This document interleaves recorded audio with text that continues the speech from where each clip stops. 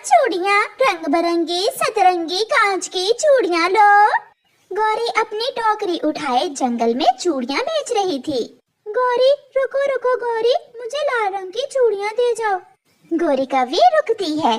तोती तोती, तेरे हरे पंखों में लाल रंग की चूड़ियाँ बहुत ही सुंदर लगेंगी। ये लो, मैंने लाल चूड़ियाँ इस डिब्बे में डाल दी हैं।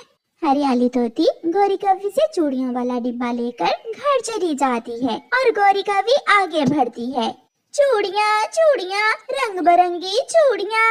घर जाकर जब हरियाली तोती डिब्बा खोलती है तो सारी ही चूड़ियाँ टूटी हुई थीं। उस काली कव्वी ने मेरे साथ धोखा किया है, ये तो सारी ही टूटी हुई चूड़ियाँ हैं। हरियाली, इसमें सारा दोष तुम्हारा है, तुम्हें चूड़ियाँ देख कर लेनी चाहिए थी। मैंने उस काली कव्वी का भरोसा किया, मैं अभी चिड़िया को जाकर बताती हूँ मिठू जी।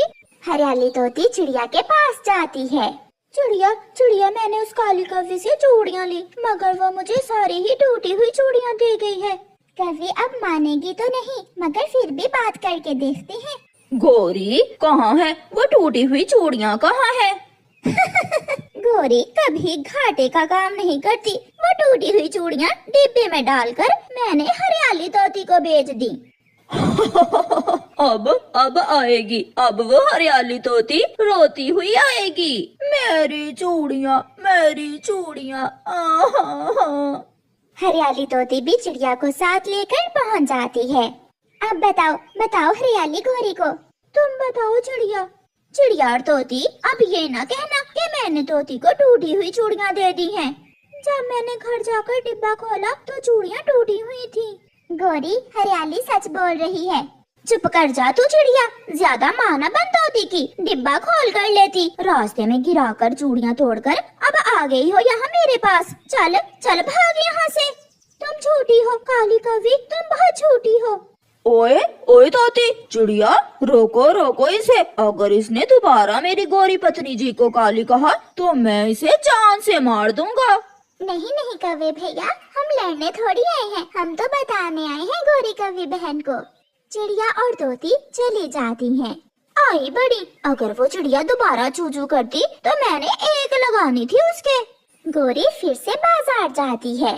चाचा जी, कुछ और टूटी हुई चूड़ियाँ हैं तो मुझे दे दो। गौरी, तुम ये टूटी हुई चूड़ियाँ क्या करती हो? मेरी बेटी खेलती है चाचा जी इन टूटी हुई चूड़ियों से। ध्यान से, कहीं चोट ना लग जाए तुम्हारी बेटी के, ये कांच घायल भी कर सकता है। गौरी टूटी हुई चूड़ियाँ लेकर चली जाती है और फिर से जंगल में चूड़ियाँ बेचने लगती है। चूड़ियाँ चूड़ियाँ रंग बिरंगी सतरंगी चूड़ियाँ, सुहागन वाली चूड़ियाँ लो चूड़ियाँ। कव्वी कव्वी, सुनो कव्वी।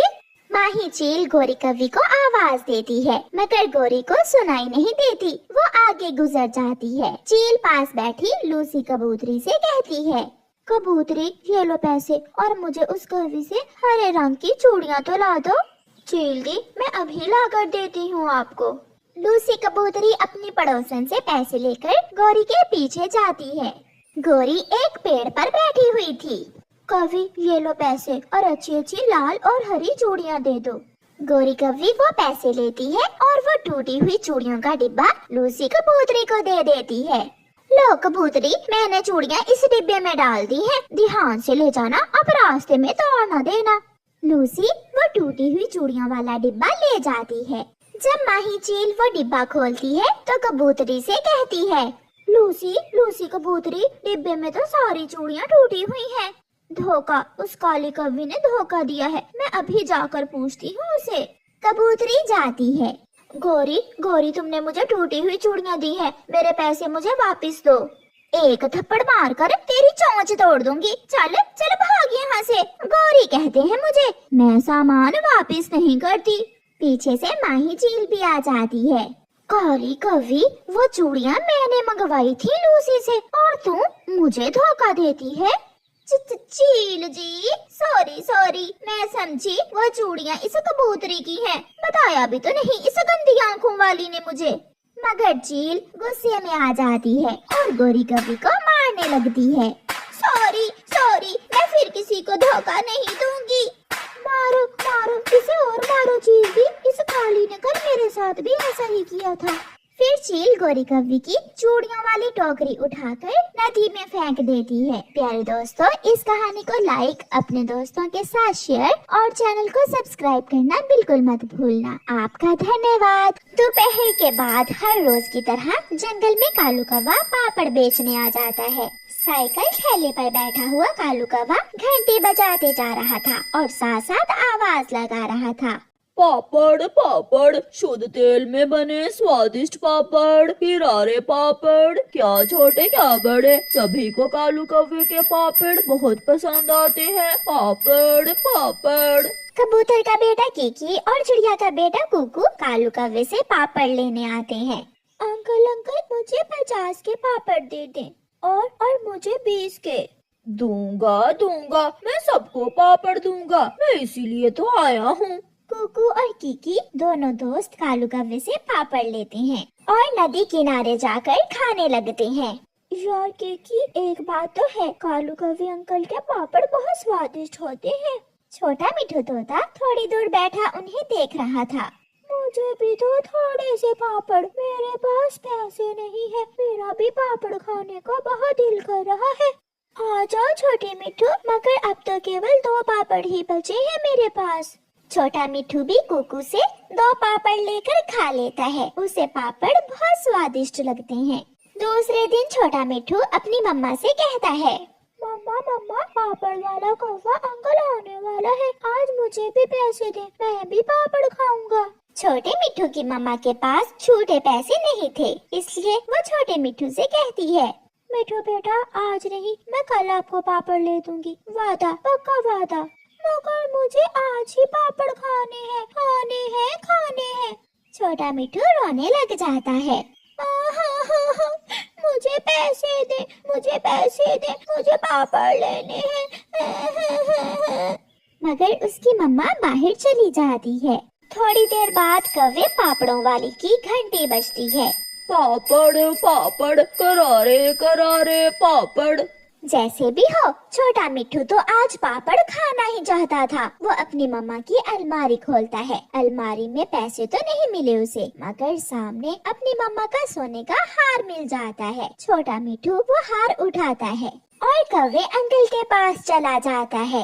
अंकल अंकल, क्या मुझे इस चीज के बदले पापड़ दोगे? सोने का हार देखकर तो कालू कौवे के मुंह में पानी आ जाता है। हाँ हाँ, लाओ जल्दी से ये बेकार की चीज मुझे दो।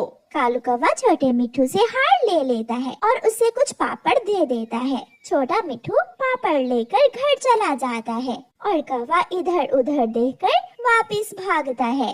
छोटा मिठू बैठा पापड़ खा रहा था कि उसकी मम्मा भी आ जाती है। बेटा मिठू, ये पापड़ आपने कैसे लिए? आपके पास तो पैसे नहीं थे।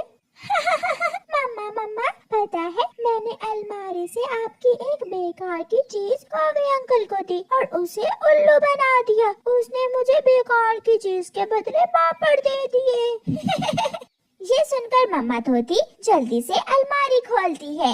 मिठू मिठू बेटा, आपने मेरा सोने का हार दे दिया। आपने मेरे सोने के हार के बदले पापड़ ले लिए।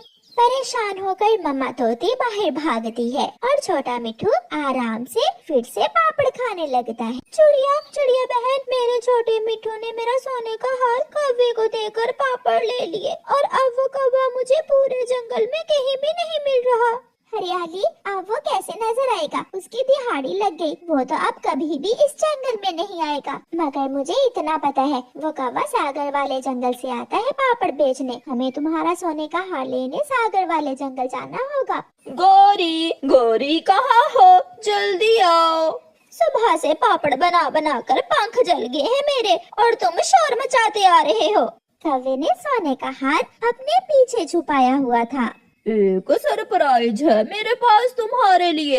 ऐसा कहते हुए कालू कौवा पीछे से सोने का हार निकालकर गौरी को दिखाता है, जिसे देखकर गौरी तो उछलने लगती है।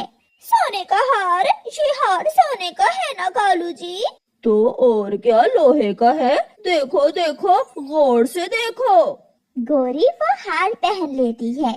इसे पहनकर बाजारों में ना घूमना। एक छोटा तोता पापड़ लेने आया था मेरे पास ये सोने का हार लेकर, और मैंने उस छोटे बच्चे से ये सोने का हार हथिया लिया। अब कालू जी भूल कर भी उस जंगल में दोबारा पापड़ बेचने ना जाना। मैं कोई पागल हूँ? मैं कल से पश्चिम वाले जंगल जाया करूँगा पापड़ बेचने। अच्छा ही हुआ, मैं कल ये हार पहनकर अपनी बहन की शादी में जाऊंगी। सब हैरान हो जाएंगे मेरा सोने का हार देखकर। चिड़िया और हरियाली तोती भी कौवे को ढूंढ ढूंढ कर थक गई थीं और थक हार कर वो घर चली जाती हैं। दूसरे दिन चिड़िया और हरियाली तोती साकर वाले जंगल में जाने का फैसला करती हैं। हरियाली बहन, तुम पुलिस को रिपोर्ट करवाओ और फिर बाद में हम साकर वाले जंगल जाएंगे। उधर गौरी कौवी सोने का हार पहनकर अपनी बहन की शादी में चली जाती है।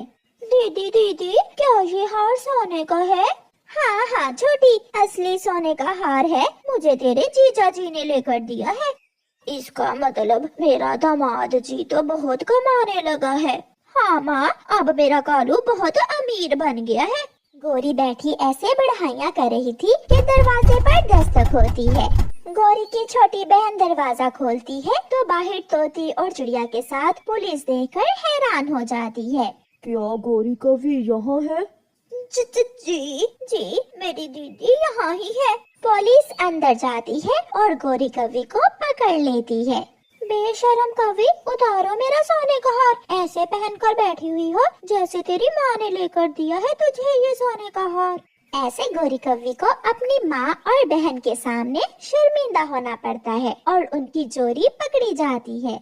प्यारे दोस्तों, इस कहानी को लाइक, अपने दोस्तों के साथ शेयर और चैनल को सब्सक्राइब करना बिल्कुल मत भूलना। आपका धन्यवाद।